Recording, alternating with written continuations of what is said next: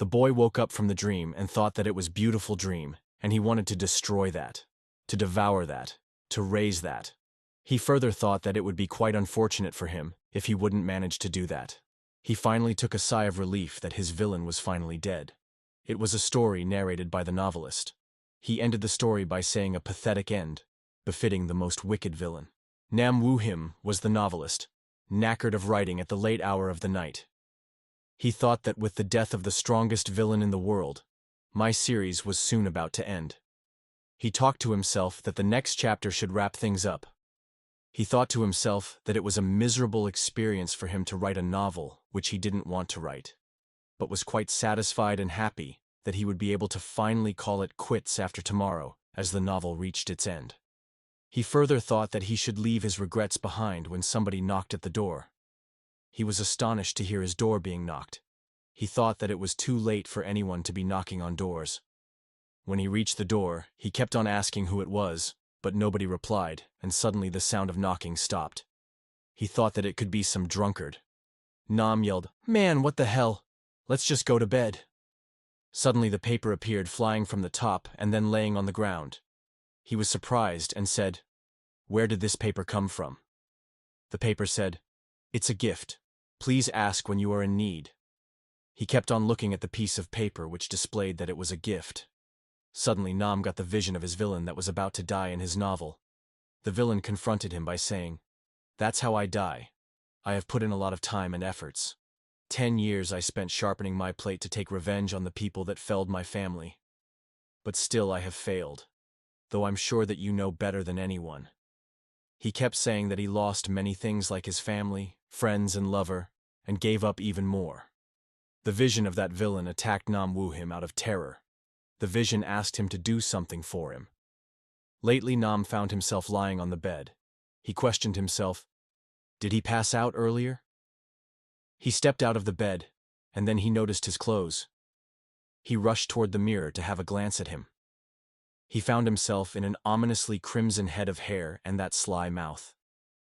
The moment he saw his thin, slitted eyes that had any trace of emotion, he could tell he had possessed the body of Arsène Adel, the most powerful villain in his novel. He thought about the storyline of him novel where Arsène Adel was half-demon bloodline. Arsène family was a line of mixed blood descended from demons. They were delighted and thankful to the power that lay within their blood, as they were once one of the greatest families in the empire. However, they fell due to 6 specific families. That was the backstory of Arsène Adel and the reason he became a villain. He attempted to take revenge, but failed. That's why he brought Nam, his creator, there. Nam talked to himself that he would be dying in a few days due to his encounter with one of the knights of that 6 families. Notification of talent of Arsène Adel appeared: race, half-demon alignment, chaotic talent, position transfer, 1 traits, interest, focus, killing intent, darkness, mana manipulation, mana, 341. He thought about the talents that he bestowed to his character. Adel that they were extraordinary, but still there wasn't capable enough to be compared to the talent bestowed on the main characters. He thought that no matter how attractive the villain may be, he had no intention of letting them defeat the main character. And now he can't control mana anymore. Adel actually had put Nam into the novel as well to suffer. By thinking this backstory, he said to make the villain intimidating would come to wrap around his own throat. Nam was still confused when he saw the paper again that had appeared earlier before Adel put him into the novel. He thought that the paper early said that it was his gift, and he could use it when he would be needing it the most. He again lifted the paper and found that it was empty this time. He said, "Why, it's blank. Where did the text go?" Suddenly he got the message, "Creator. If you do not know how to use the gift, please answer yes or no." Nam came to know that it was Adel. Adel made clear again that to write down yes or no on the paper. Nam got frustrated as he was being ignored by Adel. Nam was further told that he would answer everything written on the paper. Some questions would not have a price, but some do. That particular thing was called information purchase. The first question that Nam written on the paper was, how to return back to the real world. He got an answer, impossible. He then asked for a detail to use mana and how to use Adel's traits. He got the answer, mana manipulation and the method of using your trades have been imprinted into your body creator. Will you accept? Yes or no? Nam accepted by writing yes as he could feel mana in himself. The first trait was the ability to take away someone's 5 senses, and this was known as darkness. The next was the power to restrain opponents with aura, and this was known as killing intent. Nam successfully felt that ability in himself too. He thought that knights or trained soldiers would be able to withstand that, but it would work on ordinary people at least. Now he just needed to get the designation of Adele, as his talent was Position Transfer 1. He tried to attempt to acquire that position, but he fell down. He realized that it couldn't be done at once. He was determined to make it happen by doing as many times as required. He kept on doing it again and again. On the counter side, the knights were getting ready to kill him. At the Arson family estate in Leon County, Captain Feltz stormed in, his anger palpable. "Where is he?" he demanded. Nam, in the room, replied that I am in this room. Captain Feltz's inquiry about his state was met with a response that the boy hadn't moved for days. The captain entered the room with a contingent of knights and saw Nam standing. Nam sneered. "You are here, Sir Feltz. You must not have any intention of letting a young kid live, right?" Captain Feltz retorted. "How absurd!" Before ordering his knights to eliminate Nam. The knights drew their swords, but Nam's talent for Position Transfer 1 designate suddenly activated. With swift precision, he killed one of the knights using his skills. Captain Feltz was visibly shaken, yelling for his men to apprehend Nam. As Nam fled, Captain Feltz shouted, "He is running away!" "Chase him!" Nam sprinted toward the Arson forest, pursued by the knights. He thought to himself, even if I manage to evade the knights and escape the territory, survival is unlikely. Instead, I'll head through the gate in the forest to the demonic realm. The demonic realm, battered by war with humans, might offer Nam a chance if he could demonstrate sufficient talent. Meanwhile, the knights on horseback entered the Arson forest, spreading out to search for him. Nam, hiding nearby, pondered the gate's location, realizing he hadn't specified its exact position. As Captain Feltz found him, Nam thought frantically. I have only 1 or 2 position transfers left, and I need to find the gate urgently. In desperation, he wrote on a paper, "Tell me the exact location of the gate that leads to the demonic realm in the Arson forest." The response came, "That information has a price. Pay with 100 gold coins or an artifact with the rank of relic or above." Nam was terrified, lacking both. The knights apprehended him, asking, "Did you run away because you wanted to live?" Captain Feltz declared, "Arson Adele, you will die here today, whether you like it or not." Nam retorted that he wasn't going to die, as he still had 1 method left. Captain Feltz dismissed this as childish, saying, "Resisting until the end doesn't symbolize the patriarch." Nam taunted, "Why are you acting so dignified when you're just a bunch of adults chasing 1 kid? Maybe you should consider a career change to nanny?" "Oh, I guess that would be difficult for you." Captain Feltz's face turned red with rage. "I was going to send you off without pain, but now I'll pierce your heart with the sword granted to me by Count Leon." As he pointed his sword at Nam, Nam seized it and used it as payment for the demonic gate.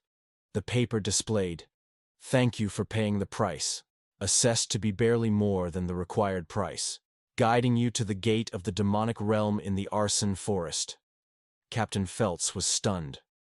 Nam followed the guidance, and the knights chased him, but he managed to enter the gate of the demonic realm.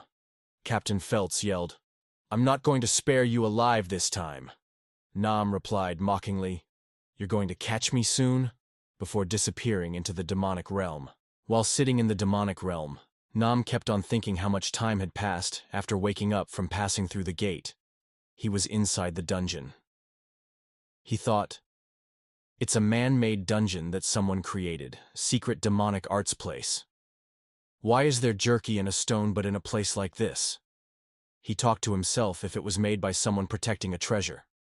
He further observed that there was a barrier that deflected blades from the front and stone guardian. He said, I don't know which high-ranking family made this, but it's full of strange aspects, and that guardian is security just to look at. If I go for it now, I might get destroyed. In the meantime, the paper appeared by displaying, this is the one time you will receive a penalty. You cannot offer objects that are not in your possession as the price. Not following this will result in formation exchange not taking place. Nam thought about Adele that he was insane. He was surprised that he was letting it go this time. His attention returned back to that stone wall that seemed strange. He started to sense the thing as Adele. As soon as he touched the stone wall, he got a message that he didn't have the right. He was thinking about the ways to get rid of that dungeon. Suddenly his eyes fell on the big stone and he thought that it could be the one that fell off the guardian. He said, "Well, if it is stone, perhaps things might go my way." He activated his position transfer one move, and then he managed to open another door. He was more than happy because his technique worked. He was surprised to see there was a palace ahead. Inside the palace, within the demonic realm, Bear's family patriarch Crete was roaming and talking to himself. As he said, "It sure is busy, perhaps because my daughter is attempting to raid the mid-level hidden domain soon. This is tricky. If she succeeds, she'll receive the right to enter the Satan." He was depressed about his daughter being entered at the Satan because Satan was a demonic realm school. He kept on thinking, but even if I order her to fail, she'll go against my words. That is because only through entering Satan will she be able to get revenge on the humans who killed her mother. That people think, will she be able to survive in a place where only demon-like bastards gather? The patriarch was so disturbed about his daughter's survival in the demonic realm. In the meantime, a girl entered by yelling that there's trouble. He asked what was that in a very furious tone. She replied, "I apologize.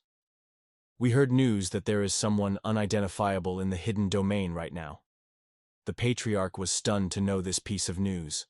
The girl kept on telling him, "Yes, there are no traces of them having opened the door to enter, so everyone is confused." "Has the identity been revealed?" Patriarch asked. The girl replied, "So they touch the function that only you can use from the inside, but we don't know who." Patriarch was thinking about the one who entered that door. He thought, perhaps he was forcefully summoned to the gate that was made during the human-demon war.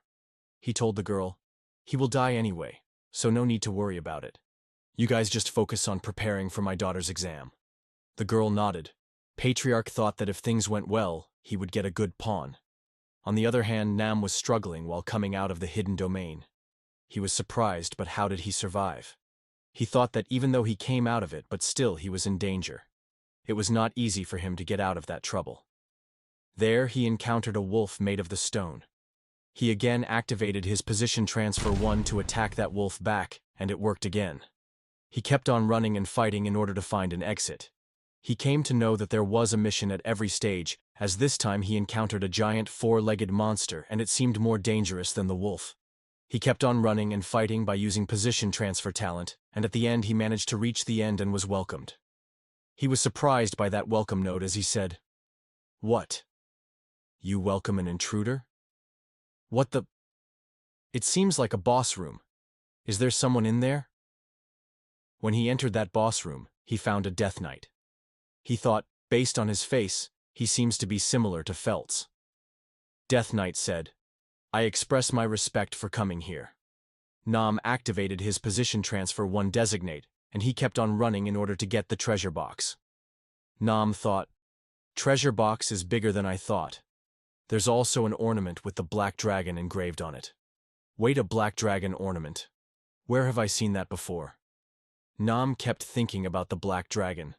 He remembered that it was of the highest-ranked demon families. There was sloth, lust, gluttony, wrath, envy, and greed. He talked about 7 deadly sins, including the bear's pride. He thought about the Death Knight, that if it captured him, he would not be able to survive. He wanted to empty the box and run, as the box contained many useful items to escape that place. In the meantime, the Death Knight attacked him brutally and strongly than his expectations. Nam Wu Him was lying on the ground with the sword in his hand. It was an extreme pain because of his encounter with that demon. He thought how much time had passed since he was out. He felt that his left eye had popped out. He came to know that he got a black eye. Suddenly he was informed by the notification of his talent state. He got the Eye of Super Baya. Notification of talent of Arson Adele appeared. Race: half-demon alignment. Chaotic talent. Position transfer 1. Traits: interest, focus, Killing intent, darkness, mana manipulation. Eye of Superbia. Mana, 341. Eye of Superbia was actually an extreme increase in dynamic eyesight that usually activated after killing an enemy. He was so delighted because with this he was never going to lose to the group of people weaker than him. He thought, not bad. I made the right choice coming to the demonic realm. I have gotten everything I need. I should head out now. I was focused on the chest, but there was a door behind here. What should I do? I made some commotion, so tons of troops will be waiting outside. I'll die if I head outside. He kept thinking if he needed to kneel faster than light for his life. He knew that if they found that he was from arson family, they were going to kill him even if he begged for mercy. He thought about hiding that insignia on his neck that was key symbol of Arson Adele. He was standing at the opening of the door when the demon beside him yelled, "Open the door now! Her Highness is coming! Quickly open the door!" Nam thought, what? Her Highness? Wait. Could the reason they said they welcome jerkies or rock beds be because this place must be a domain created by the higher families for testing? He started to write on the paper as he wanted to know who owned that domain. He further said that he stole the reward they should have gotten, so they would cut him into the pieces on the spot. He wrote, "Tell me who the closest character to me is." He got an answer. That information has a price. Pay with something that has a value of 100 gold coins, or an artifact with a rank of relic or above. He was surprised to hear the price again, and then he wrote, "Mana. I'll pay with 100 of my max mana. It's going to be rough, but I can always recover once I survive." Adele replied, assessed to be satisfactory. "I am taking 100 of your mana, creator." He then said, "The closest figure to you is Renee, the youngest daughter of Crete Bares, the patriarch of the Bares family." Nam got confused as he thought his life was about to be finished, and he came to know that this domain was created by Reen's father for her practice, and the Eye of Superbia must be her reward for when she would finish the domain. He thought Renee, who has sufficient authority within the Bears family, is going to cut down the Guardians like butter and show up in front of me. Still, he decided to fight back for his survival. Renee cut down the Guardian and entered the domain. She found a human inside the domain. She asked, "Who are you?" Nam replied, "I was appointed as a guard by the Patriarch. I congratulate you on clearing the domain. You have finally become worthy." In the head he thought that even though their eyes met, but still she didn't seem to recognize the Eye of Superbia. He further thought that he was going to use her to get rid of that place. He had shown her some of his skills in order to gain her trust and said to her, "I believe I will be useful in protecting you, Miss Renee." He further said, "Please head to the Patriarch right away. He's waiting for you. Then I'll be on my way to take care of other tasks the Patriarch has interested me with." In his head he was profound with the thought of getting out of there as soon as possible. As soon as he opened the door and entered, he was surprised to see Crete was standing there with a number of knights with him. Nam was surprised and confused. He started to look downward as he thought, if Crete Woodman is to look at the Eye of Serbia that he took, he would kill him. Crete asked his daughter if she had cleared the domain successfully. She answered yes, and then he asked them to follow him. Nam was surprised by the instructions he got from him. He thought that it was impossible for him to shake them all off, and he was out of things to offer the paper, which meant he couldn't use its power. He then saw the bear's mansion. Crete ordered everybody to return to their quarters, and he told Nam to wait there as he was going to call him later. Nam thought that he was being left alone, and it could be his possible chance to run away. Crete said to his daughter, "You have finished my last task. Must you enter the training facility?" Renee answered yes. Crete asked her about Nam. She replied that he was strong. Crete said, "I see. Since you have proven yourself worthy, you may now head to Saitan, as you have wished." Renee was so happy and seemed overexcited to hear that. Crete thought about Nam. I thought he would die immediately after breaking into the domain, but to survive and even claim the Eye of Superbia? There's also Reen's opinion of him. He is definitely worth using. Meanwhile, Nam was thinking how much time he needed to wait. The Patriarch summoned Nam Wuhim. A knight escorted him to Crete's presence. The patriarch scrutinized Nam from head to toe, his expression inscrutable. Nam mustered the courage to ask, "Why did you spare my life?" Crete retorted, "You cleverly fooled my daughter." With a sudden burst of speed, he attacked Nam, but the latter sensed that Crete didn't intend to harm him. Crete praised Nam's quick wit and asked for his name. "I am Adele," Nam replied. The patriarch drew him closer and injected a poison into his body, warning, "You will continue serving my daughter. Any treachery will be punished by this poison." Nam was then given a place to stay, becoming a dependent of the bear's household due to Crete's will.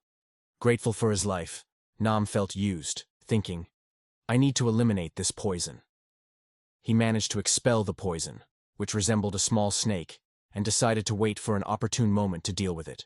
As he rested, Nam checked his status window. Race, half-demon, alignment, chaotic, talent, position transfer 1 to 2, traits, interest, focus, killing intent, darkness, mana manipulation, eye of superbia. Mana, 341 times 241. He noted the upgrade in his position transfer talent, but was concerned about his low mana. After 3 days, Nam became Renee's guard. He observed her cold demeanor, a stark contrast to her brighter personality before her mother's death. When they were summoned by the patriarch, Nam speculated that it might be about Renee's entrance to Saitan. Crete expressed concerns about Saitan's dangers, stating that Renee's abilities wouldn't suffice for long-term survival. However, he offered an alternative. If Renee took Adele as her guard, he would permit her entrance. Renee refused, and Nam was surprised by her reluctance. Saitan was a demonic realm school notorious for conflicts with the Imperial School, and many students, including Renee, had lost their lives there. Despite the risks, Nam saw an opportunity to gather forces and requested the patriarch for mana. Crete surprised Nam by transferring the bear's family's mana cultivation technique to him instead of a mana elixir or artifact. "This technique might be sensitive for those of our family, but it will aid you in your role," Crete said. Nam was astonished by the monarch cultivation technique, realizing its potential value. He wondered what other secrets the bear's family held, and how he could utilize this newfound knowledge to his advantage. Crete started to read the chant of demons in front of Nam. "O demon god, grant your servant the clarity of the flow among chaos. Bestow rightful trials, and do not let the thousands of demons starve. But do not put us to the test. Should you do so, your name should be glorified." Then he moved toward the Nam and said, "A normal person would lose their sanity after hearing the chant. You really are an interesting one." He further told him about the cultivation technique, that with this technique, mana will be bestowed upon him directly by demon god, so it would enable him to get what he wanted. Nam was surprised to know about the demon god. Crete understood that it seemed that Nam belonged to the family that was related to the 7 deadly sins. Then he said, "However, now that I have planted worm poison within you, it wouldn't matter even if you were a spy." Nam himself didn't remember that if Adele family was related to the 7 deadly sins, because he couldn't remember making such setting. Patriarch then allowed him to leave. He found some serene place since his mana could go out of control. He started chanting demon god, as he knew once he accepted the demonic energy of the demon god, he wouldn't be able to use human mana again, and he didn't have a choice either way. Demon god appeared and said that Nam appeared to be mongrel. It continued, "I don't think you carry the blood of the child. It seems that you get the blood of the filthy traitor." Nam asked if the speaker was a demon god. "Yes," replied demon god, and told him that the world called him the god of pride. Nam further asked if he was planning to kill him. Demon god replied that if you wanted to kill him, he already could have killed him the moment he spoken, and for some reason, he wanted to keep him alive. The demon god continued, "You seem to be burned with the same sin as mine. I feel a strange sense of kinship with you. I shall bestow a mark upon you who walk the same path as mine. This mark signifies that you are able to wield my power. Arrogant traitor. Make sure you don't lose your composure to pride." In the meantime, Miss Renee entered. Nam got confused to see her, and he started to fear if she had overheard the conversation between him and the demon god. Renee just said, "Dark priest." as she had seen the demon god. It's been a month since Nam had received the mark from the demon god. He checked his status window, which displayed race, half-demon alignment, chaotic talent, position transfer. 2 traits: interest, focus, killing intent, darkness, mana manipulation. Eye of Superbia mana. 241 to 1035. He was happy that his mana tripled in such a short period of time. He thought it was because of his interest and focus traits. He assumed that in a couple of years he might be able to surpass the heirs of the 6 houses of the human realm. He was overexcited because in his current state he could even conquer that hidden domain. But he was angry about Miss Renee, that why was she training in front of his house instead of training grounds?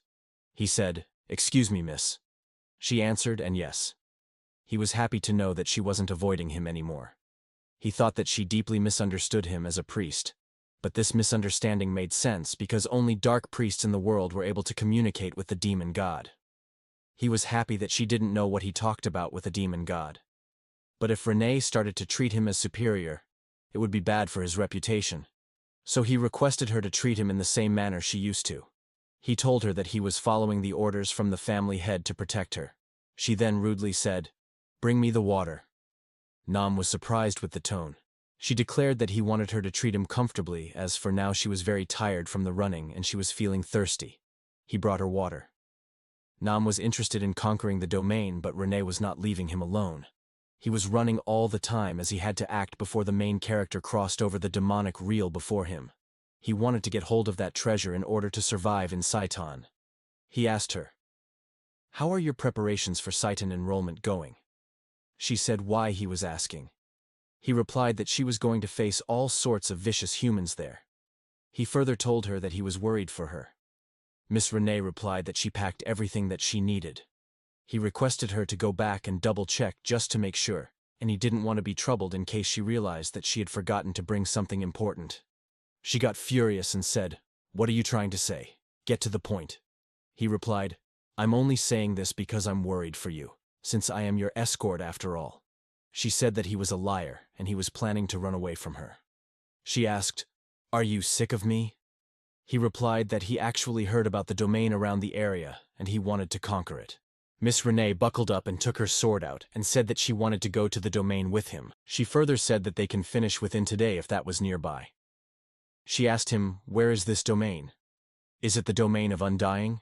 The domain they were going to was called the domain of the undead, and the name fits.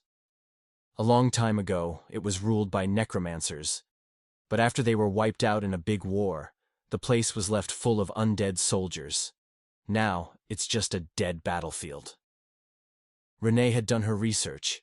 She said the domain was ranked between medium and high danger. Even she looked a little worried about how many undead were inside.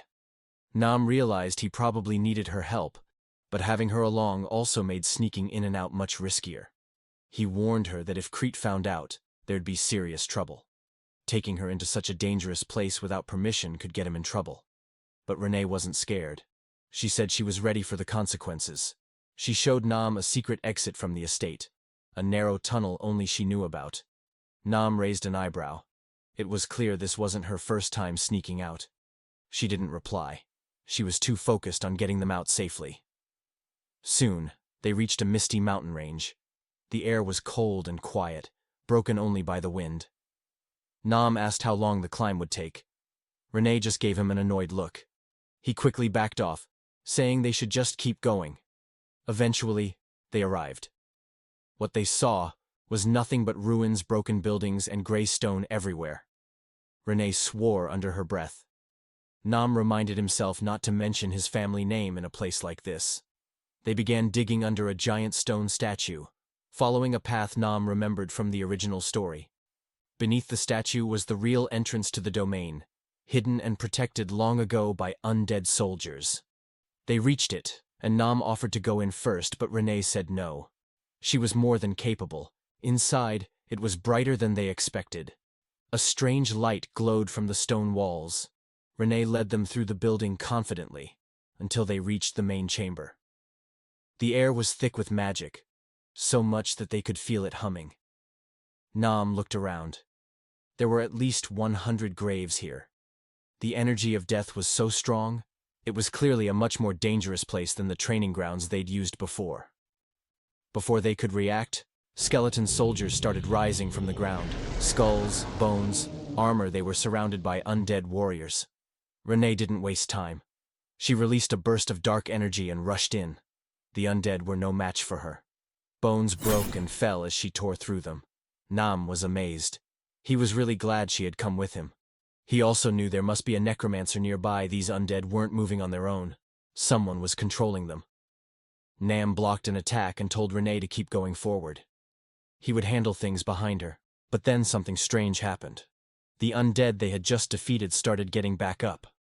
Renee froze. They hadn't actually beaten them. The necromancer was bringing them back to life again and again. Then, a man in a cloak stepped out from the shadows. The necromancer had finally shown himself.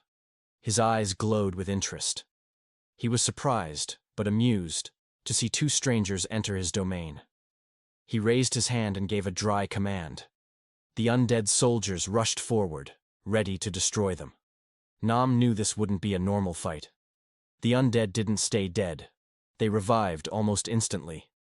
He shouted for Renee to focus on taking down the necromancer. That was the only way to win. While she pushed ahead, Nam stayed back and fought to clear a path for her. Every swing of his sword gave her more space. He told her not to worry. He would take care of things on his end. All she had to do was finish the necromancer. Renee didn't hesitate. She gathered her dark energy and charged toward the enemy caster. The necromancer responded by summoning even more undead. The ground cracked as more skeletons clawed their way up. Nam realized they were running out of time. If they didn't stop the caster soon, the army of undead would keep growing forever. His thoughts turned to position transfer's new functionality, an ability that might turn the tide. Before Nam could do anything, the ground began to shake. From deep within the undead domain, a huge skeleton monster appeared. It was massive, like an undead version of King Kong. Nam froze. He worried about Renee, but instead of panicking, she faced the giant head-on. With one powerful attack, she took it down easily. In that moment, Nam realized something. Renee was way stronger than he thought. Nam acted quickly. He used his ability, position transfer, but not on himself. Instead, he used its stronger version, exchange. He swapped the magic orb from the necromancer's hand with a nearby rock, putting the orb right into his own. Nam smashed the orb in his hand that ended the battle. Without the orb, the necromancer lost control over his magic. The undead army crumbled, and the necromancer fell to his knees defeated. Then, something unexpected happened. The necromancer looked at Nam and thanked him. Nam was shocked. That's when it hit him. This entire domain, its pain and darkness, he had written it. These characters, this story, it had come from his imagination. And now they were dying in the world he was trapped inside. His chest felt heavy with guilt. He could only hope their souls, real or not, had finally found peace. Renee asked if there was anything else to do. Nam nodded. The reward was still waiting. In the inner chamber, they found what Nam had been looking for, the treasure of the undead domain. He carefully picked up a jagged sword called the Fang of Darkness. It was made from demon steel and could turn dark energy into magic, making shadow powers stronger. It was exactly what Nam needed to power up his darkness skills. Beside it, there was a silver ring called the Eternal Full Moon. This ring could draw energy from moonlight and helped speed up recovery and magic casting. Nam liked it, but it wasn't useful for him. So, he gave it to Renee. At first, she didn't show any emotion. But when Nam gently placed the ring on her finger, her serious face turned red. She quickly pulled her hand back, clearly embarrassed. Nam didn't understand why she reacted that way. What he didn't know was that Renee could feel the ring's power, and she liked how it felt. It resonated with her energy. Nam then turned to collect the scattered gold around the room, but Renee snapped back into her serious mode. She warned him not to be greedy. The treasure didn't belong to him alone. Nam stepped back. He wasn't going to argue with her. With the undead domain cleared, They returned to the mansion just before dinner. A month had passed. Nam checked his status window, which displayed race, half-demon alignment, chaotic talent, position transfer 2 traits, interest, focus, killing intent, darkness, mana manipulation. Eye of Superbaya mana. 1035 to 1297. Nam and Renee trained together a lot. Nam grew stronger fast. His magic power increased to 1300, close to the level of mid-tier demons in this world. Then Crete, the patriarch, called for them. It was time. He gave both Nam and Renee permission to attend Saitan, the school for demons that had been hanging over their future. There were no goodbyes. Crete simply told them to leave. His tone was cold, his words plain. Yet just before Nam could walk away, Crete stopped him. He looked Nam in the eyes and said he expected great things from the human. It was a strange moment. He believed in a stranger, but not in his own daughter. As the carriage pulled away, Nam looked back and saw Crete watching them from above. Despite his cold nature, Nam could feel it. He truly cared for Renee. The trip began quietly. Renee didn't say a single word. Nam sat in silence, unsure if he had done something wrong. Finally, she turned to him with sharp eyes and said something surprising. "You're way more handsome than I thought." Nam blinked, not knowing how to respond. He mumbled something about the weather. Renee stared at him, confused at how clueless he could be. She started to question everything. Was he really a priest? Was he really that strong? Nam, still confused, didn't know why she was looking at him like that. In her mind, Renee scolded herself. She had seen him speak to the god of pride, and still doubted him. Now she was wondering what he meant when he gave her that ring. In their world, putting a ring on someone's finger wasn't a small thing. It was a serious act, like proposing marriage. And yet, he had done it so casually, without even saying anything. Now she wanted to know what had he felt when he gave her that ring. Lost in her thoughts, she was snapped back to reality when Nam reminded her they would arrive soon. Nam made a casual comment, but it annoyed Renee. She had been thinking about something romantic, and he just started talking about the schedule. Frustrated, she didn't say anything. Instead, she turned away and took a nap, leaving Nam confused. An hour later, they got off the carriage with their bags. In front of them stood the capital city of the demon realm, huge and impressive. It looked a bit like the human capital, but the buildings had sharper edges, and many people had horns and strange markings on their skin. Some demons even had glowing symbols on their bodies, showing they came from powerful bloodlines. A young man with blonde hair walked past them, a glowing crest on his neck grabbing everyone's attention. Renee snapped Nam out of his thoughts and told him to hurry up.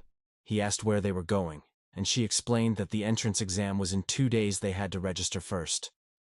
Nam thought they should use the time to explore the city, but Renee said no. She didn't seem at all interested in the busy streets or anything around her. Nam started to wonder if he had upset her somehow, but before he could ask, she led the way toward the registration building. As they walked, Nam remembered the backstory he had written for her. After her mother died, she never left her mansion. You would think she'd feel free now, being in a new place, but instead of feeling excited, she looked bored and distant. Maybe to her, freedom didn't feel real after living with so much sadness for so long. Finally, they arrived at Saitan, the biggest school Nam had ever seen. It was huge, much larger than any human academy. At the front desk was an old demon who looked grumpy the second he saw Nam. When Nam tried to speak for Renee, the old man cut him off immediately. He got furious at the idea that someone like Nam, who didn't even look fully demon, would dare try to register. He even called Nam a half-demon, and acted like that alone made him unworthy to apply. Nam sighed. He could already tell this kind of treatment was going to be a problem. But everything changed when the man noticed Renee's horns. She proudly told him she was from the bear's family, and that Nam was her personal guard. The old man backed down quickly, but not without a final insult, calling Nam a weak half-blood trying to sneak into the best school in the realm. Renee had enough. She let some of her power leak out as a warning and told him never to insult the bear's name again. Nam stepped forward and gave his name as Adele. He also claimed to be connected to House Pixie. That helped finish the registration, though the tension didn't go away. As they walked out, Nam thought about why the man was so rude. Long ago, during the last war, many half-demons had sided with humans. Since then, pureblood demons saw them as traitors, and that hatred clearly hadn't disappeared. They headed to a small inn that Nam thought was good enough. Renee didn't like it, she complained right away. But Nam reminded her that they didn't have extra money to spend. Crete had only given them 10 gold coins, barely enough to last a month. The Bears family had lost a lot during the war, so they had to live simply. Inside the inn, Nam handled the room booking. When the receptionist asked if they'd be sharing a room, Renee froze with embarrassment, realizing the misunderstanding. Nam quickly said they needed 2 separate rooms. It cost 2 gold coins, which was okay. Renee went upstairs to rest. Nam told her he'd take care of the bags. This place was nothing like the rich home she was used to, but he thought it was better for her to start adjusting to real life. As for himself, he needed rest too, with the exam coming soon. 2 days passed. Finally, the morning of the entrance exam arrived. The organizers gave strict instructions to the candidates. The exam grounds were packed easily, over 100 students, all hoping to prove themselves. Many of them wanted to become powerful and fight in the war. Nam looked around nervously. So many of these people hated humans. If they ever found out the truth about where he came from, they might try to kill him. An instructor stepped forward and told everyone to show their ID and get on the train. A train, Nam thought. He didn't expect that in the demon world, but apparently Saitan had set up special gates to block outsiders, and trains were the only way to move through the area. The place was so big, even a school needed trains to get around. The ride didn't take long. Soon, they arrived in front of the Grand Demon Academy. Led by their guide, the students entered a huge hall. Nam was amazed by the beautiful design and powerful energy around him. This wasn't just a school, it looked more like a castle made for warriors. He noticed that most of the students were young, which made him think that some of them might be the children of the 7 deadly sins. Teachers in black coats stood along the walls. Their eyes were sharp and hard to read. Nam reminded himself to make a good impression. Maybe that would help him survive this place. Renee gently tapped his shoulder and said the test was about to start. Right then, the doors slammed shut and the lights went out. Everything turned dark, scary, and heavy. Nam guessed it was illusion magic meant to confuse the students. Then a small but serious voice broke the silence. A short woman with a sharp stare stepped forward. Everyone immediately paid attention to her. She welcomed them to Saitan, then suddenly started yelling, insulting everyone in the room. She said she couldn't wait to watch them die. Nam froze. Her voice was terrifying. Her smile was full of cruelty. This wasn't just any teacher. This was Lucian, the head of the school. Without warning, the exam began. The pressure in the room grew heavy, like a mountain pressing down. It was a mental test to see who could survive being tortured or interrogated. Most students dropped to the floor one by one, unable to handle it. The teachers didn't react. They were used to Lucian's brutal tests. After 5 minutes, only 8 students were still standing, including Nam, Renee, and 6 others. That was better than last year. Some teachers whispered to each other, "Looks like we've got a good group this time. Some of them might be the children of the 7 sins." But one of the survivors was a mystery, a half-demon boy no one recognized. Nam. At the 10-minute mark, Nam was still on his feet, but barely. Pain filled his body. Then something changed. One teacher noticed a dark, violent energy building inside Nam. The staff were shocked. Lucian narrowed her eyes. Suddenly, Nam's energy exploded. The air twisted. The ground shook. His killing intent filled the room, raw, wild, and dangerous. One male teacher got ready to attack. "We have to stop him now," he said. "This is dangerous." Nam no longer looked like a student, he looked like a weapon. His energy wasn't something anyone could train for. It came from deep inside. But the teacher couldn't move. He was frozen. He was scared. Nam, without realizing it, had just made his mark on Saitan. Lucian's assistant smiled quietly as the other students dropped from exhaustion. Nam, meanwhile, felt like his mind was breaking. He remembered what the god of pride had warned him. If he lost control now, he'd go insane. Then, he had a wild thought. What if he pushed back? Instead of waiting, Nam released his own killing intent. Red energy burst from him, fighting back against Lucian's crushing pressure. Lucian noticed and smiled. She increased the pressure, trying to break him. But Nam didn't back down. He held on, refusing to fall, staring straight into the darkness. That moment caught Lucian's full attention, and just like that, the test ended. Nam had survived. Even though Nam felt shaken inside, he looked over at Renee. She was calm and steady, just like always. The same was true for the others who were still standing. Nam looked at each one and recognized them. Baltan, heir of envy. Prone, heir of lust. Samuel, heir of gluttony. Aaron, heir of sloth. Guar, heir of greed. These were characters Nam had created himself. He had given each of them a backstory, made them feel real. But he also remembered the sad truth: he had written all of them to die later in the story, killed by the heroes. Then his eyes landed on her, the heir of wrath. She stood alone. Her long white hair fell like silk, and her red eyes and thorn crown made her look more like a goddess than a demon. She was Diana, the future demon lord, the scariest villain Nam had ever written. The first exam had ended, but Nam wasn't shaken by what he had gone through. He was shaken because Diana was here. She didn't need to be at this school. As the next demon king, her presence meant something in the story had changed. Meanwhile, the students who failed the test were whining and complaining. Some even cried, saying the test wasn't fair. The instructors didn't care. One annoyed teacher yelled at them, saying that anyone who couldn't last 5 minutes didn't belong at the academy. Then the gates slammed shut behind them. They were officially kicked out. Nam saw it all, and realized just how cruel and cold this place really was. Now, he understood why Lucian had such a scary reputation. She wasn't just another instructor, she was the headmaster, the strongest person in the demon world. She might look small and calm, but her power was real.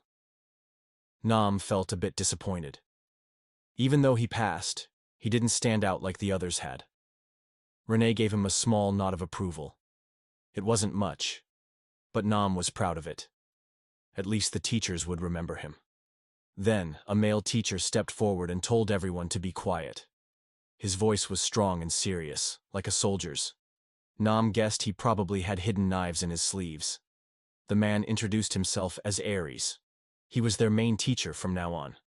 He congratulated the students who passed and explained the first test was to see how well they could handle mental torture, something that could happen if they were captured by humans.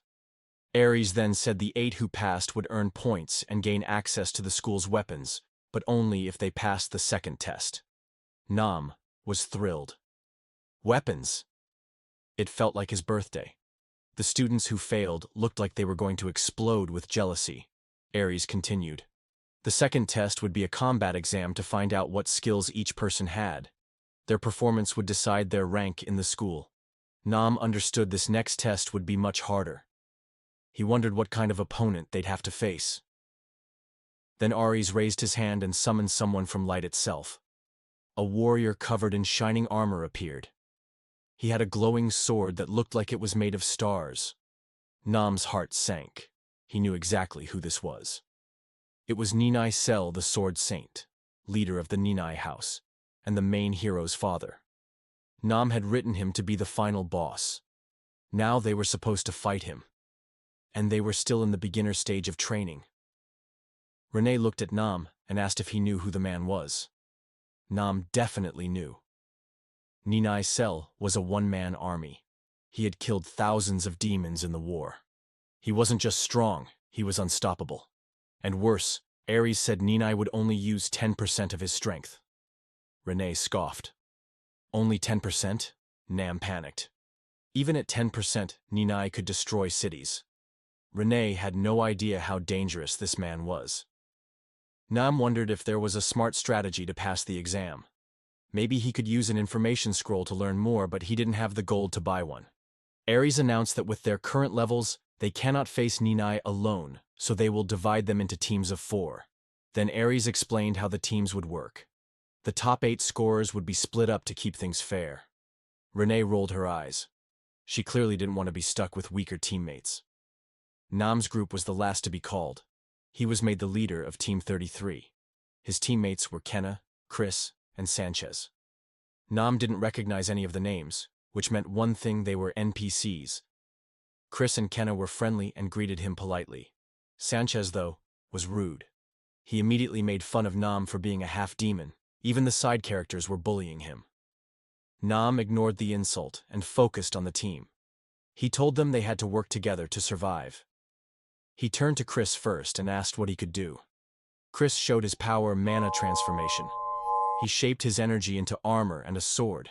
It wasn't deadly, but it was flexible and useful. Nam nodded in approval. Chris would be reliable.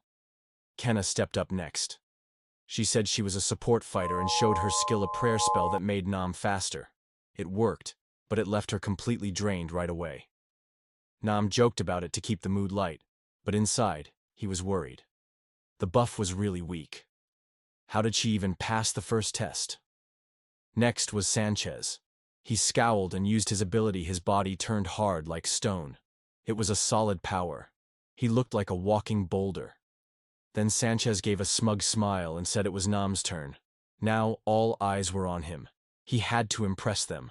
Nam casually threw a ring and instantly teleported to Sanchez with lightning speed. Sanchez was stunned. If this had been a real fight, he knew he'd already be dead. Kenna and Chris were also shocked. They were clearly impressed by Nam's teleport ability. But Nam wasn't planning to reveal everything. He decided to keep the rest of his powers hidden just in case. For the team setup, Nam gave clear orders. Chris and Sanchez would defend, he'd stay in the center, and Kenna would provide support from the back. Everyone agreed to the plan. Then the second exam started. Aries called the first team. The students walked up with serious looks, ready to fight. But as soon as the match started, it ended. They were wiped out instantly. Nam couldn't even follow the Sword Saint's movements. Aries called the second team. Same result, complete defeat. The third team lost just as fast. By the time the fourth team was called, 2 students spoke out. They said the test was unfair. Aries kicked them out immediately and asked the rest if they still wanted to continue. One blonde boy stepped forward anyway. Even though he didn't stand a chance, he still chose to try. Nam realized something: the real test wasn't about winning. It was about stepping up, even knowing you might lose. Team 4 fought and lost right away. Nam noticed that if the Sword Saint had used his full power, they would have been completely destroyed. Now even Nam's team was getting nervous. Sanchez was shaking, but he tried to play it cool. The Sword Saint kept destroying every team. Team 10 gave up before the fight even started. Teams 20 through 30 couldn't even land a hit. But Nam noticed something interesting: one student blocked a single attack. And the fights were starting to last a bit longer. Each team seemed just a little stronger than the last. This confirmed Nam's guess: the real goal wasn't to win. It was to survive as long as possible. Their turn was coming, and the pressure was intense. Nam explained his plan. We don't need to win, we just have to hold out. That was the true test. He could see it in the way the instructors were watching the matches. Sanchez tried to argue, but it was too late. Their team was called. Nam stood tall. He believed they could last longer than anyone else. His confidence gave the others strength. They weren't fighting to win. They were fighting to endure. But deep down, Nam had one more idea. He planned to use the skills of the strongest villain he'd ever written to cheat fate. The match started. They got into formation. Chris at the front, Sanchez next, Nam in the middle, and Kenna in the back. Nam didn't know much about the Sword Saint's abilities, so he had to rely on instinct. As the first attack came, he shouted a warning. Even with it, the Sword Saint's strike shattered their barrier. Sanchez couldn't block it. Chris went flying. Nam quickly told Kenna to protect Chris. Then he told Sanchez to hold his ground. His job was to survive the next hit. Sanchez managed to stay up thanks to his stone-like skin. Nam saw that there was a tiny pause between the Sword Saint's slashes. It looked like a trap, so he didn't take the bait. He warned the team again. They reset their formation, but Chris was already tired. One more hit might end it. The Sword Saint used the same pattern. This time, even Sanchez was struggling. His armor was cracking. He was hurt, but still protecting the team. Sanchez muttered, "We're gonna die." But Nam told them to keep fighting and stay alert. Then the Sword Saint lowered his sword. The fight wasn't over. He was getting ready for the final attack. Nam could feel it coming. With a dark smile, he said, "I'll stab my blade into his throat." His teammates were shocked. The Sword Saint raised his weapon. Nam told Sanchez to take the hit without Chris's help this time. It sounded crazy, but Nam had a plan. The final attack hit hard. It broke Sanchez's armor and blasted him into the air. At that moment, Nam used a skill position move. He traded places with Sanchez. Then, in that tiny moment, he used it again this time, focusing on the Sword Saint's sword. He disarmed the Sword Saint and rushed forward, dagger in hand, aiming straight for his opponent's throat, shouting menacingly, "You have to dine in a cell." The instructors were shocked, but Nam's attack missed. The Sword Saint hit him so hard he coughed up blood. Even then, Nam didn't back down. He activated his darkness ability, covering the whole arena in shadows. If Chris hadn't set up a barrier earlier, Nam might not have survived that hit. Now the Sword Saint was stuck in total darkness. In this space, Nam had the upper hand. The dark gave him unlimited power to attack, and he thought he finally had a chance to win. But that hope didn't last. The Sword Saint stared right at Nam through the shadows. Then, in the blink of an eye, he vanished and appeared right in front of him. Nam suddenly realized this wasn't just a strong warrior. He was fighting something beyond human. Still, Nam didn't give up. He pulled out a dagger from a hidden spot and attacked. This time, the Sword Saint didn't see it coming. Nam then used a powerful skill, summoning hundreds of dark blades that shot at the Sword Saint like a storm of sharp needles. Outside the shadows, the other students were stunned. All they could see was a swirling black storm with just one person standing in it. Ares watched quietly. He knew the fight was over. Nam stepped out of the darkness he had won. The Sword Saint was on the ground, defeated. The whole arena went silent. Nam's plan had worked. His timing, precision, and strategy were perfect. Even one of the heirs looked impressed. Nam's teammates rushed to him, excited to praise his smart plan. But Nam stayed calm and didn't explain how he won. Let them wonder. Nam asked about Sanchez. Kana told him that the instructors are helping him recover. Just when everyone thought it was over, Nam told his team the test wasn't finished yet. Then, without hesitation, he stabbed the Sword Saint again. The cold and calculated move didn't go unnoticed. The instructors exchanged glances. Surprisingly, the heirs didn't look upset. They seemed entertained. One of them, Fran, watched Nam closely. She said he was impressive, for a half-demon. Then she added that half-bloods were always weaker than pure demons. That comment made Renee furious. She let out a wave of killing intent so strong it chilled the air. Everyone felt the tension. Fran was caught off guard. She asked what Renee's problem was, not expecting such a strong reaction. The 7 heirs of the deadly sins were already sizing each other up. They didn't need a reason to challenge each other, just an excuse. Fran's loyal servants whispered that their lady would crush Renee. But Nam's focus shifted. He could feel Renee's anger and wondered what triggered it. Before he could figure it out, Ares walked up to him.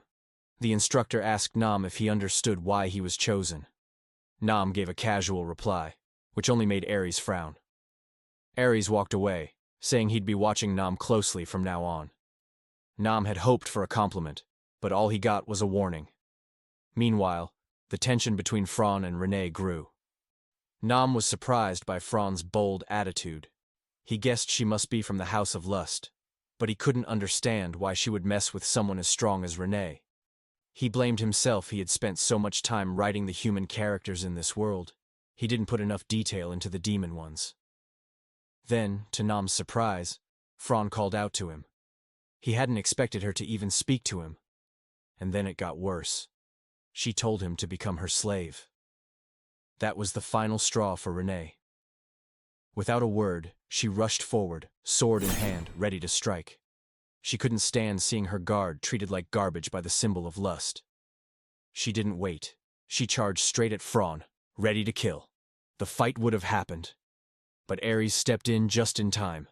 He gave a stern warning. Personal fights weren't allowed on Satan's campus. If they wanted to settle things, they'd have to do it off school grounds. Everyone watching was frozen. They had almost witnessed a fight between two of the top heirs. Renee backed off and put her sword away. Fran looked shaken, though she tried to hide it. Nam walked over to Renee and smiled, asking if she was okay. She didn't say anything at first. Then, as she returned to her group, she did something that shocked everyone. She took out a handkerchief and gently wiped the sweat off Nam's face. She praised his performance. The crowd was stunned. Fran, watching from the side, was furious. She couldn't believe Renee was being kind to a half-demon. She scolded Renee in her head for showing affection. Nam ignored the insult. For once, someone treated him with care, and that was enough. Then Renee looked into his eyes and asked, "Were you holding back in that fight?" Nam was confused. He had given it everything he had. Then, Group 34 was called to the arena. Renee walked off calmly. Before leaving, she whispered a promise to keep Nam's secret. She clearly believed he was a high-level priest from a noble house. As Renee stepped away, Fran saw another chance to get close to Nam. She walked up to him with a sly smile, her voice soft and flirty. She told him to forget the bear's girl and come with her instead. Fran thought her beauty and charm could win him over, and maybe even steal him away. Most people would have backed down, but not Nam. He ignored Fran completely and turned his attention to Renee's battle. Fran threw a childish tantrum behind him, but he didn't care. He believed in Renee more than anyone else. The sword saint he faced had been rebuilt. Now he gave off a cold and terrifying aura. The tension in the arena was unbearable. Still, Renee stood tall. She took one step forward, ignoring the three teammates behind her. Her confidence was so strong that even the future demon lord laughed, impressed. Nam, on the other hand, was nervous. To him, this looked like a suicide mission. Then the two faced off, an ancient warrior versus a young heir.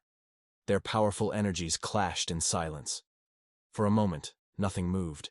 Then suddenly, both attacked at the same time. The sword saint swung his blade, but Renee was faster.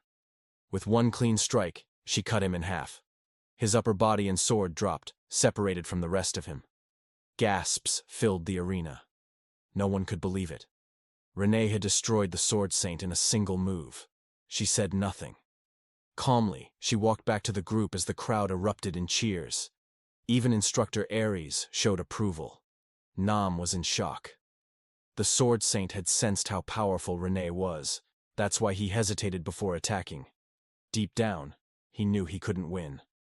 Fran scoffed at the scene, too proud to admit she was impressed. Nam turned to her and asked, "Could all 7 heirs of the 7 deadly sins beat the real sword saint at full power?" Fran laughed and gave him a simple answer. No way.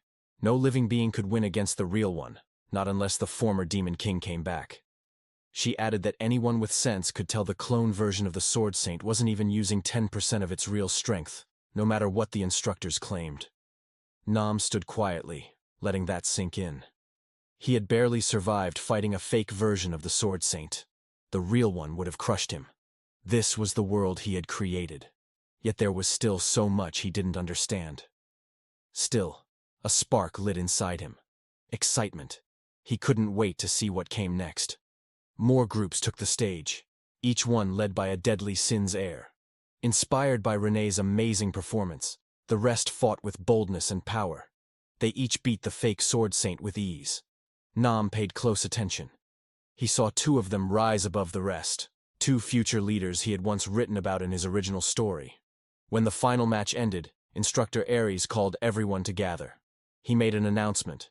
Anyone who had stepped into the arena and fought the sword saint would pass the test, no matter the result. The crowd buzzed with surprise.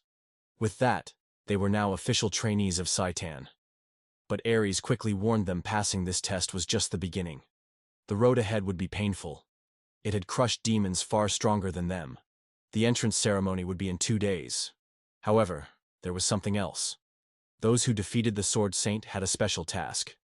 Nam guessed this was about the mysterious reward from the earlier trial. He and the other heirs were among the top scorers. Their reward? A chance to enter the legendary Saitan armory. As expected, Baltan couldn't stay quiet. He excitedly asked if they could take as many weapons as they wanted. He looked like a kid about to go toy shopping. That fit what Nam remembered Baltan, the son of envy, was full of wild energy and endless curiosity. Instructor Aries answered calmly. He said that taking too many weapons would slow their growth. Each trainee could choose only one item. Without wasting time, Aries turned to the wall and placed his hand on it. A magic seal lit up, and a hidden door appeared. He explained this was a rare privilege for only the best students. The items inside were left to fate. Some could be amazing, others dangerous. Instead of a regular armory, the entrance looked more like a dungeon. That wasn't very comforting. Aries added one more thing. The order they entered would be the reverse of how they had fought in the exam. That meant Baltan would go first. Nam would go last. Nam understood. Aries clearly didn't like him. Baltan gave a cheerful wave and walked into the chamber. Renee, who already had a good weapon, said she'd search for an artifact instead. Nam had the same plan. He figured the other heirs would do the same. Still, there was a problem by the time it was his turn. Most of the good stuff might be gone. Sure enough, Baltan came out wearing a fancy black crown, looking very proud of himself. One by one the heirs returned, each holding a special item. Nam knew his chances were getting worse. Finally, his name was called. Before going in, he asked Renee about the bracelet she had picked. She smiled and told him to see for himself. But she warned him, some items had no descriptions at all. That made Nam even more curious. If something was stored in this legendary place, it had to be important, even without a label.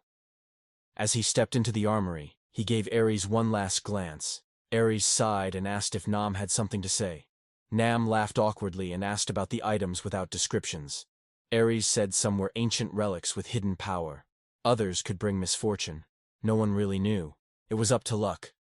He motioned for Nam to go inside. There was no turning back. Would going last be a curse or a blessing? Inside, Nam was surprised. The room wasn't dark or creepy. It was bright, clean, and perfectly arranged. At the end of the hallway, he saw a faint glow. He followed it and arrived at the true heart of the armory. A massive space stretched out in front of him, filled with magical weapons and ancient relics, each sealed behind glowing glass. To his right, he noticed a strange spear tucked behind a glass case. Its design caught his eye, but the description wasn't very exciting. It was called the Twin Fang Spear. A demon had once used it to hunt giant snakes. It said the spirits of those serpents were trapped in the blade, and when mana was added, they would appear as ghostly snakes. The descriptions in the armory tried hard to make the items sound amazing, but Nam wasn't impressed.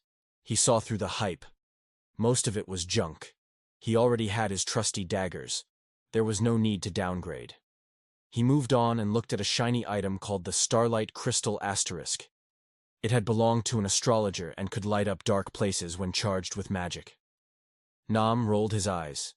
It was basically a fancy flashlight not helpful for someone like him, who used darkness-based skills. Then he noticed an empty display with a plaque underneath. It used to hold the circlet of the victor, a powerful item that boosted energy and stamina, but bonded with its user until death. That explained why Baltan was wearing a crown earlier. Nam found it odd. He was sure he had written such items out of existence when creating this world. He hadn't expected to see one, let alone as part of the exam rewards. Looking around, he realized his suspicions were right. Most of the valuable items were already gone, taken by the heirs of the 7 deadly sins. The best treasures had been picked clean. All that was left was broken, rusted, or nearly useless stuff. Desperate, Nam walked over to a section filled with cursed or mysterious items. Then a clever idea came to mind, a trick only he could use. He pulled out a simple tool, that magic paper that he used in tricky situations tied to his author powers. It could reveal hidden info, if the price was right.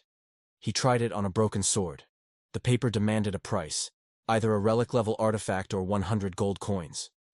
Before paying, Nam tested it on another item, a damaged scroll. This time, the price was only 50 coins. That gave him an idea. He didn't need to read the item descriptions. He just had to find the item with the highest price tag. That would tell him which one was the most valuable. There were 7 mystery items. He moved quickly, scanning each one. The cheapest was a black stone shaped like an eagle, just 1 gold coin. Curious, Nam paid the coin. The item could switch the owner's luck with someone else's misfortune. Smart, but not amazing.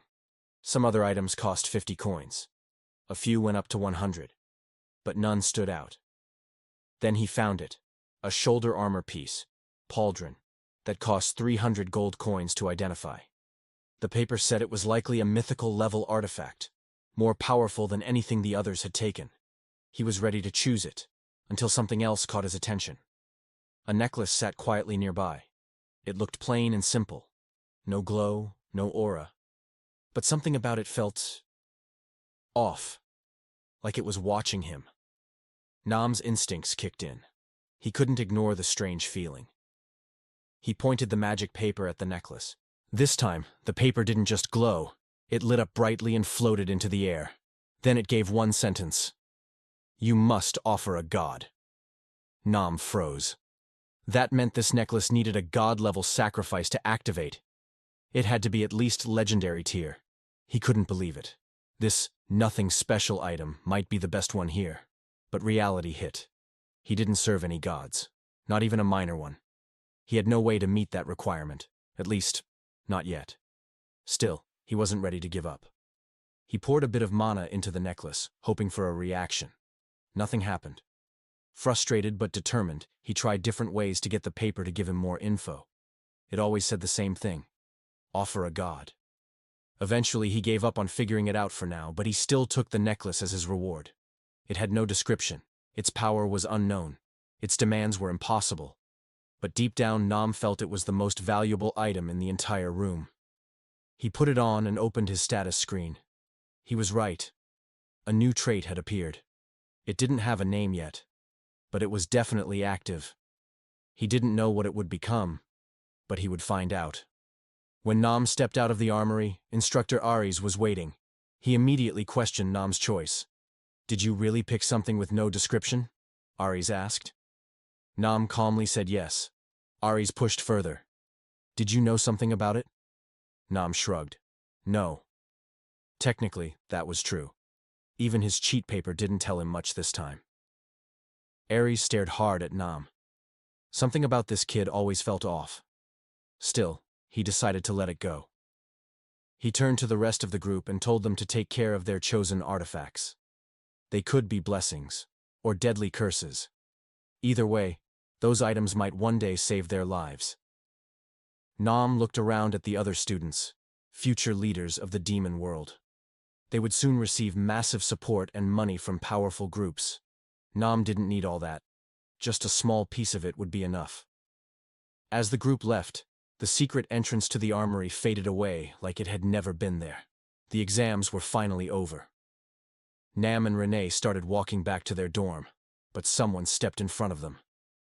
It was Baltan, smiling wide. He apologized for being rude earlier and offered a handshake to make peace. Nam didn't see the harm. He shook Baltan's hand. That's when he realized he'd made a mistake. The handshake turned into a painful grip. Baltan squeezed his hand tightly, smirking with cruel delight. Nam recognized the look in his eyes. He had seen people like Baltan before. Baltan didn't care for weaklings. He only respected strength, driven by a deep envy for anyone with real potential. This was the same maniac who nearly killed the main character in Nam's own novel, and only spared him after sensing he'd be a worthy opponent someday. Baltan was addicted to fighting, a true battle junkie. With a smug grin, he clearly wanted to provoke Nam, but Nam wasn't having it. Without warning, he swapped places with Baltan's sword and lightly tapped his shoulder. His way of saying, "I'm not playing your games today." The exams had just ended. Nam had no patience for this nonsense. Still, he couldn't ignore the pain in his hand. Baltan's grip had nearly crushed his bones. Baltan laughed like a madman. Instead of being offended, he was thrilled. Nam's skill had only fired him up more. Now he wanted to fight him. For real. Luckily, Lady Renee stepped in. Her presence instantly shifted. The air went cold and heavy. She calmly warned Baltan that if he didn't back off, she'd join the fight and make it a bloodbath. She wasn't bluffing. Baltan felt it. He backed down with a chuckle, saying as much as he loved to fight, Taking on two monsters wasn't smart, especially before classes even started. Still, he promised they'd bleed together someday. Nam couldn't figure Baltan out. He said he didn't want to get hurt but was ready to die in battle. It was insane. One thing was certain. This wouldn't be their last encounter. For now, Nam followed Renee away from the scene, and despite the chaos, he found himself actually looking forward to life at Saitan. The next morning, Nam woke up feeling great. His body felt lighter and stronger. He could feel real progress. He admired his reflection, proud of how far he'd come. Then he pulled out the Saitan uniform, black slacks and a patched blazer. Surprisingly, it was comfortable. They were required to wear it for the next 3 years. At least it didn't look terrible. Curious to see how Renee looked in hers, he went to her room and knocked. When she opened the door, sunlight behind her, Nam was stunned. She looked effortlessly beautiful. He told her so, and she blushed. Despite her terrifying presence on the battlefield, she had a softer side too. Since it was a rare day off, Nam planned to explore the city alone. He bowed politely and told her to get some rest. But Renee reminded him, student or not, he was still her guard, which meant no break for him. As a compromise, she agreed to come along. After a quick change, they headed into the city together. The capital was vibrant and peaceful. It was hard to believe this land had been torn apart by war only 10 years ago. Renee tugged at Nam's sleeve and pointed to a food stall. The vendor roasted skewers of seasoned meat and veggies over an open flame. The smell was incredible. Nam ordered two, wondering if it would taste like chicken. The first bite lifted both their moods. They wandered through the streets, chatting casually, like normal students. For Nam, it was the most peaceful day he'd had in a long time. And he had a feeling it would be the last for a while. Eventually, they reached the city square, where a massive statue stood in the center. Nam stared up at it, confused. Renee explained. It was the first demon king, now immortalized in stone. As Nam looked closer, he felt unsettled. The statue's face? It looked just like Diana. Just then, the light hit the statue's face at a strange angle. Nam's necklace, his artifact, reacted instantly, glowing sharply. A surge of energy shot from the statue into the necklace. One of its jewels dimmed, turning completely gray. It happened fast, but powerfully. Nam flinched. But when he looked around, Renee hadn't noticed anything. She just looked at him, confused, wondering why he'd pulled out his artifact. That made it even more disturbing. The glow had been blinding, almost divine. Yet only he had experienced it. Nam's mind raced. He remembered the strange message on that cheap scrap of paper. You must offer a god. Now, standing in front of the Demon King's statue with a necklace that just reacted, everything felt connected. Something god-level was unfolding right in front of him. The next morning, he and Renee arrived at Saitan Academy for the entrance ceremony. The auditorium was filled with nerves and whispers, around 100 new cadets in total. At the front of the room stood the instructors, solemn and still. In the center was the headmaster, waiting for everything to begin. The headmaster had creepy tattoos covering her arms and face. Nam heard a few freshmen whispering about her. Some called her little kid. Others said she was cute. He couldn't believe what he was hearing. Cute? She looked like a cursed doll. He silently judged their search history. Suddenly the headmaster shot a death glare in their direction. Nam froze. It was like she had heard their thoughts. He made a mental note. She might be able to read minds. Then Instructor Aries shouted, loud enough to shake the walls, and the room fell silent. The headmaster gave the usual welcome speech, the kind no one really listens to. Once that was over, it was time to announce the top cadet and the runner-up. No surprise, Diana and Baltan took the top spots. Nam glanced at Lady Renee, who looked completely unfazed. She hadn't come here for praise or titles. She came for revenge, against her own mother. Rankings didn't matter to her.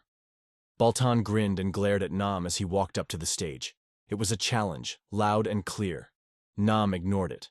Falling into Baltan's trap would only mess everything up. Then Diana stepped up. The moment she stood before the crowd, the room felt like it couldn't breathe.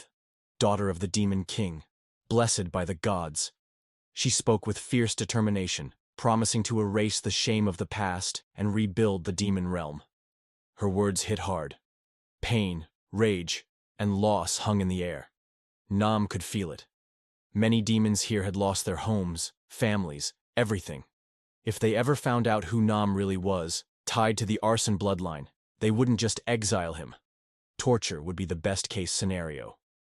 With the ceremony done, Instructor Aries directed everyone to the bulletin board to find their class assignments. Excitement and nerves filled the room. Nam found his name, Class A. Then he looked for Renee, Class C. He felt a wave of relief. He tried to look disappointed, but the grin on his face gave him away. Renee reminded him sharply that he was still her guard. If she called, he'd better come running. He didn't argue. He headed toward his new class, still enjoying the feeling of small victory. On the way, he bumped into a student, shoulders like boulders, eyes full of venom. The guy turned and growled. "Watch it, you Cerberus-looking bastard."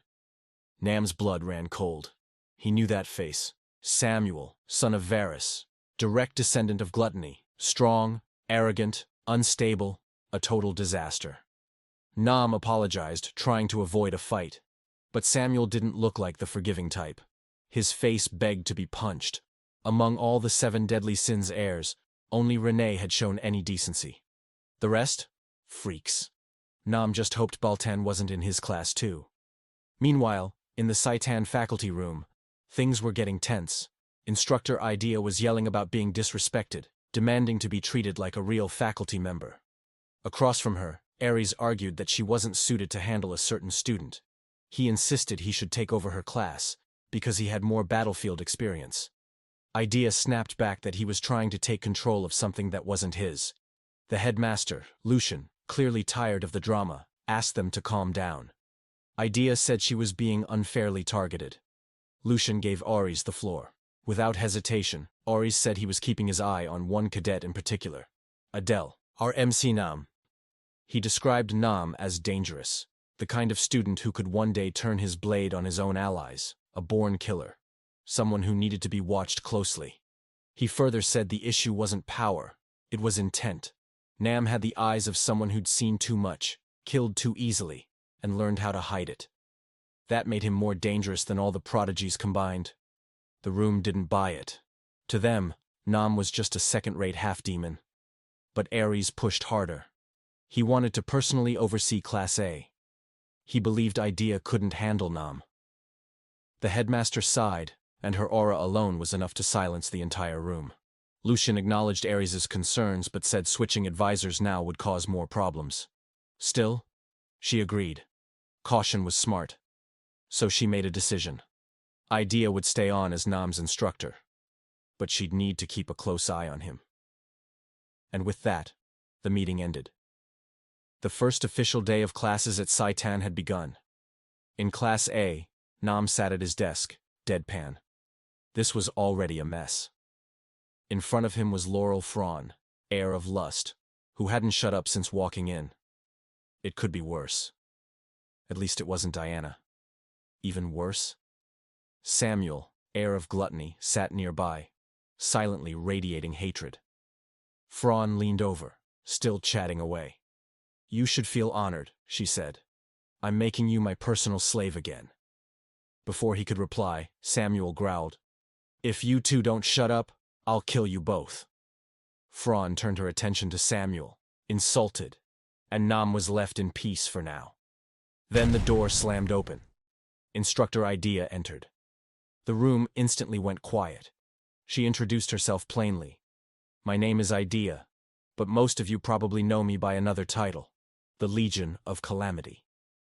Whispers filled the air. The cadets knew that name. Some said she had wiped out 10,000 humans at the Pollux River. Others said it was 30,000. No matter what, she was a legend. Nam felt a strange sense of calm. With someone that skilled leading them, his chances of staying alive in this crazy place suddenly felt higher. Once everyone had finished their introductions, she explained how the class would work. Her job was to teach hunting, but not hunting animals or monsters, hunting humans. Nam kept a straight face as she said it. It was shocking, yes, but he couldn't act surprised. This was Saitan after all. For their first lesson, she said, they wouldn't stay in the classroom, they needed the training grounds. When Nam saw the field, his jaw tightened. It was huge, 4 or 5 times bigger than any training field he had ever used. It looked like a battlefield waiting for a war. Once everyone had gathered, Instructor Idea raised her hand and summoned dark energy. A swirling black hole appeared in the air, full of magical power. She told them to watch carefully. As the black hole grew stable, it expanded and sent out a wave of darkness. Then, like ghosts from a long-forgotten war, an army of human crusaders marched out from the portal. Instructor Idea explained that they were illusions made by her magic. She even admitted she had created the Sword Saint clone during the entrance exam. Nam quickly changed his opinion of her. This woman was dangerous. Then she gave them a clear task. Each student would have to break through the fake army and reach her. She would stand as the general, their main target. To Nam's surprise, she chose him to go first.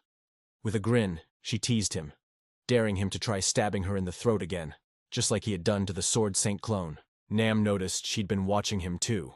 He asked, "Aren't we supposed to have a sparring match first?" She gave him a cold smile and said, "Battlefields don't work like that. You win wars by killing the leader." Nam couldn't argue. Sun Tzu had written that exact idea. Break the mind and the body follows. He pulled out his dagger, smiling. Taking out a leader in the middle of an army? That was his specialty. Instructor Idea added that he didn't need to kill her. Just touching her with a weapon or his hand would count as a pass. That was all she said. The puppet army charged. In a flash, Nam was behind her, dagger hovering near her neck. His killing intent was so sharp, it made even her freeze. For someone called the Legion of Calamity, she hadn't expected this kind of speed from a half-demon boy on day one. With a playful grin, Nam asked, "Does this count as a pass?" She didn't reply right away. Nam felt satisfied. Closing that distance had been easy. Just 2 position transfers, and he was past the entire army, standing behind a war veteran. His control over spatial movement was growing fast. He was getting closer to being a true assassin. Someone who could slip into enemy lines, strike the target, and disappear. Instructor Idea let out a low, amused laugh. She admitted she was never foolish enough to walk around without protection. A high-level barrier always surrounded her. Still, Nam's ability to reach her without detection had impressed her. She passed him. She told him to return to the group. As he walked back, Nam wondered if she looked at him with suspicion or interest. Either way, it made him uneasy. The fewer people who noticed him, the better. He didn't want anyone discovering who he really was.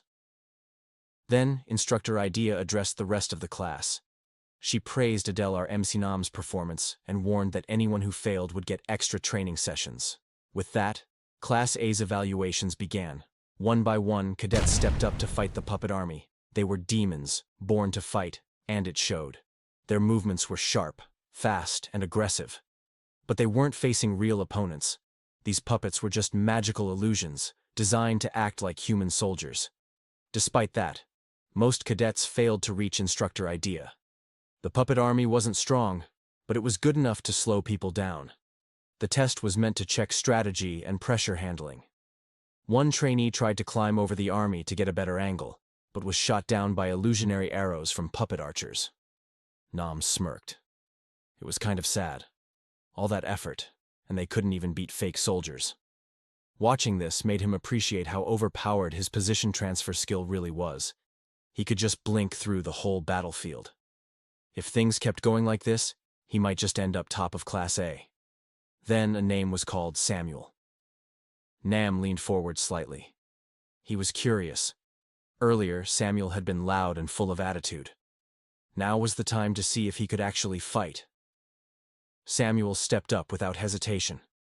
As he inhaled, mana began gathering around him. It wasn't subtle. The pressure in the air rose fast. Within seconds, a swirling storm of mana formed around him. The wind it caused nearly knocked nearby cadets off their feet. Nam's eyes widened. This was different. He'd never seen a first-year handle magic like this. Samuel's power wasn't just strong, it was heavy. It swallowed up everything around it. His bloodline, known for gluttony, was fully active now. When the dust settled, only Instructor Idea remained, completely unharmed, completely unimpressed. Nam wasn't surprised. Of course she couldn't be beaten by a first year. But the way she stood there without even flinching, that said something. Samuel looked stunned, maybe even betrayed.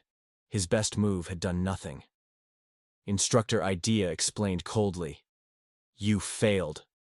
The goal wasn't to destroy the army. It was to reach me." She snapped her fingers. Another 200 illusion soldiers appeared behind her, forming a fresh army. She repeated, "If the leader stands, the army never ends. You aimed at the wrong target." Still, she admitted his magic was impressive for a first year. Samuel gritted his teeth and walked back to the group, furious. When he made brief eye contact with Nam, his anger grew. But Nam didn't feel sorry for him. Samuel had been arrogant, all that power wasted on the wrong target. If he'd aimed at Idea, he might have passed easily. Then another name was called. Laurel Franz stepped forward, full of confidence. She glowed with excitement, loving the attention. Most cadets thought she'd pass without trying. Her family name alone carried weight. Standing before the puppet army, Laurel raised her arms dramatically and shouted, "Pathetic minions! Who dares stand in my way?" She waited. Nothing happened. No magic. No reaction. Her confident smile faded. Sweat appeared on her forehead. Her voice faltered. She had assumed her charm-based magic would control the puppets, but they weren't real. They had no minds to charm. Nam watched, amused.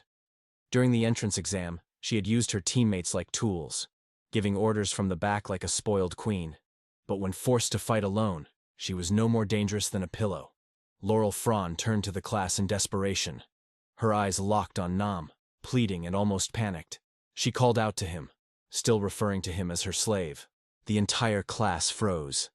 Nam stood there, stone-faced. If there was any chance someone might have helped her before, she just destroyed it. No one in their right mind would help someone who still called them a slave. Instructor Idea, clearly tired of the drama, gave the signal. The puppets charged. Laurel screamed and stumbled back, flailing her hands. She hadn't even prepared a spell. No defense, no buffs, nothing. Just panic. The illusion puppets swarmed her. It wasn't life-threatening, but it was definitely humiliating. For a full minute, she was knocked around while crying for help. The class cringed or tried to hide their laughter. But Nam's attention drifted elsewhere. One cadet on the sideline had a small cut, nothing serious. But what caught his eye was how the wound healed instantly, as if time had reversed.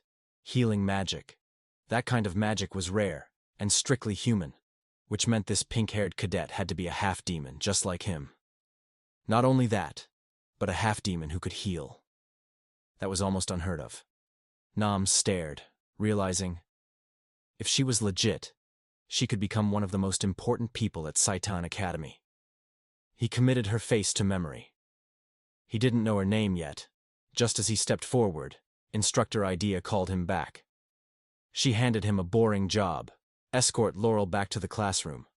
Her timing couldn't have been worse. Nam would have much rather connected with a rare healer than deal with the drama queen again. With a sigh, he knelt next to Laurel and flicked her forehead, calling her pathetic. She groaned, but didn't move. So he jabbed her a few more times to wake her up. Physically, she'd be fine. Mentally, getting humiliated in front of the class definitely left its mark. Still, Nam now had something to hold over her the next time she called him a slave. He'd proven, without question, that he was far stronger. At the end of class, Instructor Idea ordered everyone to line up. Her face was stern and disappointed. Only one cadet had passed the test. She made it clear. This wasn't just about power. It was about teamwork, strategy, learning your limits. And getting crushed? That was part of the process. If you wanted to survive in this world, you had to understand your weaknesses. Nam found it odd that Saitan randomly assigned classes. Human military academies placed students based on skill. But maybe the chaos was intentional, to force students to learn how to work with people who were nothing like them. Then, Idea pointed at Nam. Despite the group's overall failure, one cadet had passed. Her eyes lingered on him longer than needed. She added that she'd be keeping an eye on him. Nam gave a quiet thanks, trying not to look too smug as the whole class stared. He could already feel their envy, especially from Samuel, who looked like he wanted to toss him through a wall. That glare told Nam everything. He'd just made more enemies than allies. Trying to build a team in Class A? Impossible. Not with all these overpowered heirs fighting for dominance. The rest of the day was calmer. The next class was theoretical education, basics like demon history and human weaknesses. It was dull, but Nam paid attention.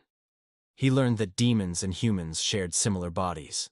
Vital points, pain, pretty much the same.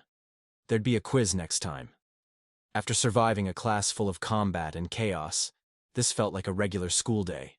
But for Nam, it was just another repeat of his last life, more draining the second time around. He thought back to the pink-haired girl. Maybe he still had time to talk to her before the next class. He stood and walked toward her slowly. Their eyes met. He gave a warm smile and introduced himself. She stared back silently. Around them, the rest of the class suddenly found nothing better to do. Everyone watched. Nam realized the issue. Two half-demons talking openly. That was going to attract attention. And here, in a place obsessed with bloodlines, attention wasn't a good thing. He saw her discomfort, and backed off. Another time, he muttered, giving a polite nod and heading for the door. Maybe he'd go to the restroom and pour his mana into some quiet loneliness. But as he reached for the door, it opened. Standing there was Samuel, their eyes locked. Again. Nam sighed inside. "Can I just get 5 minutes of peace?" Samuel looked at him like he was dirt. Nam stepped aside, letting him through. But Samuel couldn't resist. As he passed, he muttered, "Disgusting low-class mutt. Everyone has a limit." Nam had been avoiding fights all day, but that line crossed it. He turned and coldly snapped, "Your gluttony bloodline really outdid itself producing trash that can walk and talk." The insult hit hard. Samuel froze. His aura lit up in fury. "Say that again." Nam did. Louder, clearer, and even nastier. Samuel's mana exploded, wrapping around him like jagged spiked armor. His killing intent surged violently. Unlike Baltan, who at least knew when to pick his battles, Samuel was pure emotion. Blind, reckless, and easy to provoke. Nam stayed calm. He even wondered if he could get away with blowing off Samuel's arm. If he claimed it was self-defense, maybe the instructors would overlook it. But before anything happened, a voice emerged. A man with slicked-back hair and glasses walked into the classroom without warning. His calm, professional presence cut through the tension like a blade. Without raising his voice, he told everyone to take their seats. Samuel and Nam backed down, for now. But Nam could feel it in the air. Samuel wouldn't let this go. The man introduced himself as Robolt, their magic instructor. Nam observed him carefully.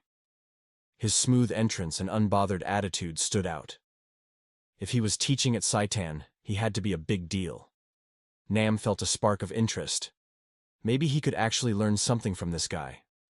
In this world, magic wasn't seen as a talent or gift, but something closer to a skill or academic subject. Robolt explained this clearly. He spoke of the 6 basic magic attributes: earth, water, wind, fire, light, and darkness. Most people only had one attribute. Nam, curious, wondered if his mixed bloodline meant he could have 2. The Bears family was known for darkness, but the Arson family's attribute was still a mystery. Robolt announced they would now determine their personal mana attributes using a magical orb that changed color based on the user's attribute. One by one, students lined up and placed their hands on the orb. Red for fire, green for wind, brown for earth.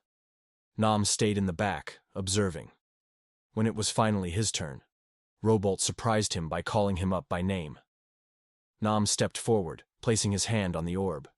The color changed, half black and half gray, Robolt's calm expression faltered. He explained that black represented darkness, common among high-ranking demons.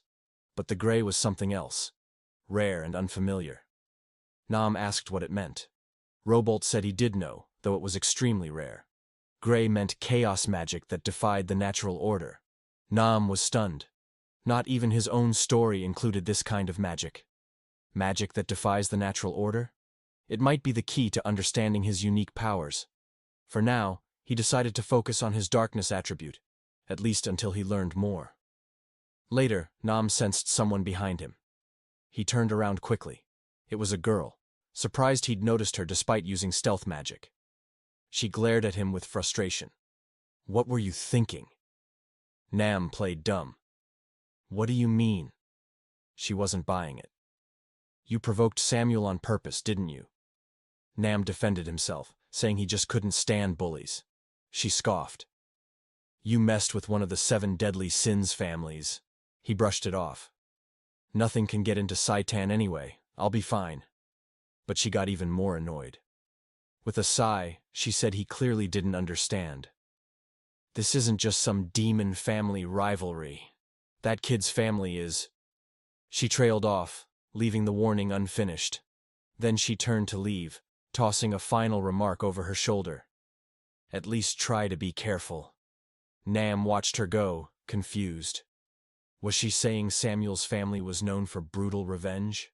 No, it sounded even deeper than that. Still, he pushed the thought aside. The next class was starting. The swordsmanship instructor Ares walked in, scowling. Right away he tore into them. He shouted that under normal conditions, none of them would be here. He scolded them for getting beaten by training puppets using only 10%, no, 5% of their full power. He wasn't holding back. Every word was laced with contempt.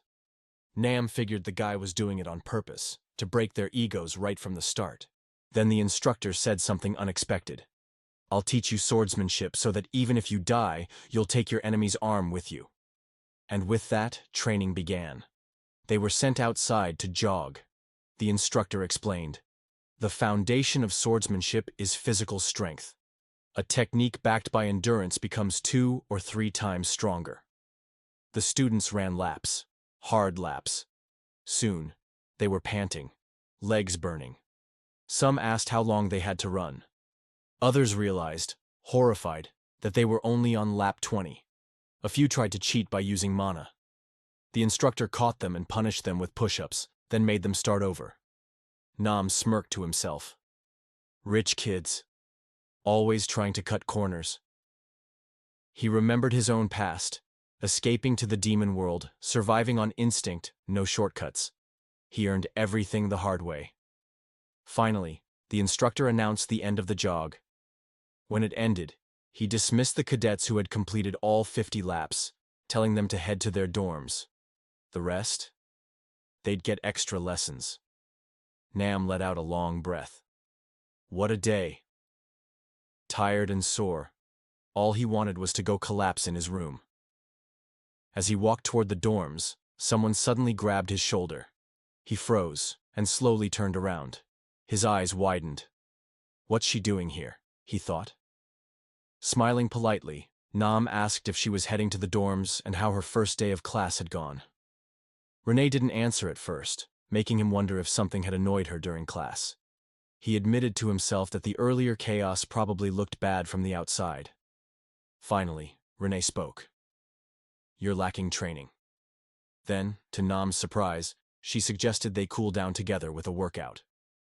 She asked if he'd join her. Nam didn't reply right away, but after a sigh, he gave in silently, thinking to himself that she really never gets tired. Renee spotted a nearby cadet training area and told him to hurry while there was still time. Nam agreed, telling himself that even though it might be rough, training with someone from one of the 7 deadly sins families would be worth it. When they reached the building, Nam was impressed by its size. Inside, there was plenty of equipment and cadets already hard at work. He commented that it looked like a great place to build stamina. Then, spotting a barbell loaded with heavy weights, she asked if they should start there. Nam said he'd go first. He tried to act confident, saying that after all her training, this amount of weight must be nothing for him. Then he got into position under the bar. He strained against the barbell, face red and trembling with effort. Renee watched with her arms crossed, and bluntly said he was too weak. He should stop before he hurt himself. Nam cursed silently. This body wasn't ready. Years of confinement had left Adele's body too frail, and he dropped to his hands and knees, panting for breath. Without hesitation, Renee walked up, commented that it was nothing special, and lifted the barbell overhead with one clean motion. Nam watched in awe. He couldn't help but think how incredible she was. Even with raw power, he couldn't come close. He smiled, silently vowing to work even harder. 2 hours passed under the hot sun. Nam walked over to Renee, who was still lifting weights. He pointed out the time and suggested they wrap up. Renee nodded, setting the barbell down with a loud clang. Nam offered to walk her to the dorm entrance. She agreed without much fuss. As they walked, he noted that she had been training more than usual lately. Curious, he considered checking her status. Just for a moment, while she was getting changed. He activated an ability, and a glowing blue interface appeared before his hand, displaying her current stats. Her status read: Race, half demon. Disposition, chaos. Talent, position, swap. 2. Traits, curiosity, immersion, killing intent, darkness, mana control, eyes of arrogance. Mana, 1,297. 1,321. He noticed her mana had increased by 24 points. Not much, even with nightly mana training. He sighed, thinking this really was the slowest growth phase. He briefly considered finding an elixir or something similar to boost progress. Just then, Renee said she was done changing. Caught off guard, Nam quickly closed the interface and smiled, saying they should head out. At the dorm entrance, Nam told her to get some rest. She nodded, wished him the same, and headed inside. Nam let out a long sigh. He was exhausted and felt like he might collapse. He turned toward his own dorm, Bali dorm. Climbing the grand staircase inside the elegant building, he remembered the directions: up the stairs and to the right. He checked his acceptance letter to confirm his room number, 407. Once on the 4th floor, he found the room easily and stopped in front of the door. He wondered who his roommate would be. Hopefully someone skilled and easy to get along with, maybe even someone he could recruit to his side. The idea of making his first male friend in the demon world felt oddly exciting. Nam opened the door and cheerfully began to say hello, but he froze. Inside the room was Samuel, sitting on one of the beds, sucking on a lollipop. Both of them shouted at the same time, "Why the hell are you here?" Nam leaned against the doorframe, rubbing his forehead. This was a nightmare. Out of everyone, why him? Samuel, equally furious, bit down on his lollipop, shattering it between his teeth. His glare burned with hatred. The two stared at each other, the tension in the room thick. Neither one said another word. Samuel sat on the bed with a sneer and called Nam a filthy half-blood, clicking his tongue in disgust. Nam, still standing by the door, clenched his teeth hard, wondering if he should just get rid of him. Instead, he let out a frustrated sigh and turned to the desk to put his things down. But Samuel jumped off the bed, fists clenched, and challenged him to a fight on the spot. Nam scoffed and asked if Samuel had lost his mind. Did he really want to fight inside their dorm room? Nam calmly said he was just leaving. As Nam reached the door, he told Samuel to enjoy his rest before stepping out of the room. As the door shut behind him, Samuel muttered angrily to himself, calling Nam an unlucky bastard, with another annoyed click of his tongue. Outside on the academy grounds, Nam sighed again. He thought to himself how unlucky he was. Just when he thought he could relax, he had to end up sharing a room with Samuel. He decided to walk around for a while and come back later when Samuel was asleep. As he walked, he wondered Samuel wasn't even from the House of Wrath, so it seemed strange how angry he always was. Then, a thought came to him. Samuel was a child of gluttony, so maybe his anger worked in a similar way to how Nam's own chaos disposition affected him. He hadn't really thought about disposition much until Instructor Robolt mentioned it recently. He wondered what chaos really meant. Did it refer to a special kind of mana, or something else? He thought about asking the magic paper for answers, but he quickly gave up on that idea. He figured if it had known anything useful, it would have already told him about chaos when it taught him about engraved abilities. He decided it wasn't worth spending money to get nothing.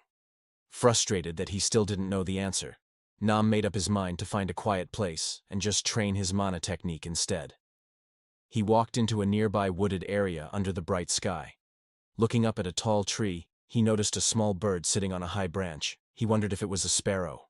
After a moment, he realized it wasn't exactly a sparrow, but it was still a bird. He smiled to himself, thinking it was cute. He watched the bird quietly, thinking it was interesting how even inside the academy grounds in Saitan, animals from outside the city wandered around so freely. Then, the bird's eyes suddenly flashed red after Nam walked off. Later that night, Nam quietly opened the door to room 407. He was happy to see Samuel was already asleep. He dropped onto his bed with a tired sigh, muttering that he was going to pass out fast. Even though he was super tired, he thought he should at least do a little mana training before falling asleep. Lying on his pillow, he tried to focus his mind and energy, but the exhaustion drifted him into sleep. A dark figure was standing right over his bed. It was Samuel. His eyes were glowing bright green, and he stared straight at Nam with a cold, creepy look. Samuel stared at Adele, our main character Nam, and thought to himself, "He's so irritating, even when he's asleep." He told himself he wasn't going to apologize first, not after Adele insulted his family. Even if Samuel had been in the wrong, he wasn't going to waste his energy on someone like Adele. Then, he remembered Nam's performance in class. Just thinking about it made Samuel's chest hurt, like an old wound had reopened. Suddenly his stomach growled. He was starving. It felt like his insides were drying up. To make things worse, he still had to look at Nam's face until morning. He wanted to punch him. The next morning Nam woke up, wondering what time it was. Then he heard the sound of a bird. It was the same bird from yesterday. Nam grew suspicious. Could someone be spying on me through this bird? Maybe Ares? He used a quick mana scan to check. It wasn't an illusion. It was a real bird. Nam looked over at Samuel's bed. It was empty. He figured Samuel had already gone to eat, so he decided to go for breakfast too. But he had no idea where the dining hall even was. Class begins.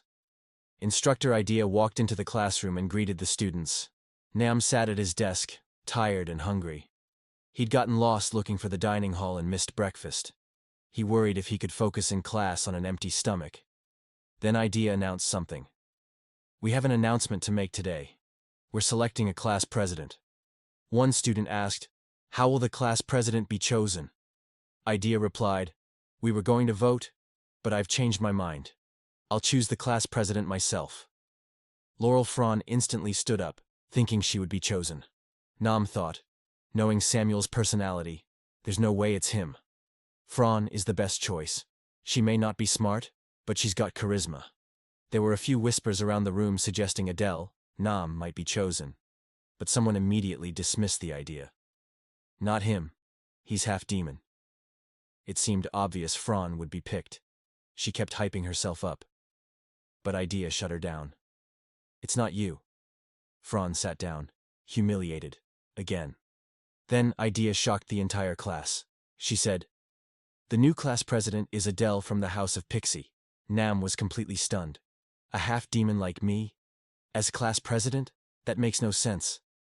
Idea congratulated him and told him to do his best to lead the class. More announcements. Idea explained that midterms were coming, so classes would now focus on practical training. Students would train in teams of 3, and they had to form teams by the end of the day. Nam thought, if it's practical training at Saitan, it must involve killing humans, because killing is part of combat here. Before leaving, Idea told Nam to submit his team list by the final period. Nam wondered where the training would take place. Are we fighting the same human clones Idea made yesterday? If so, why even make teams? According to the novel, it wasn't time yet for the attack on the human world. As for Nam's own team, he already knew who he wanted. Elsewhere, Instructor Ares stormed toward Instructor Idea's office. He kicked the door open, furious. Why did you appoint Adele as class president? He demanded. Idea joked. You must have eyes and ears all over the school. I just made the announcement. Aries didn't laugh. You know what that means, right? He said seriously. Idea answered calmly. Yes. That's why it's only temporary. Aries didn't back down. Change the class president, right now.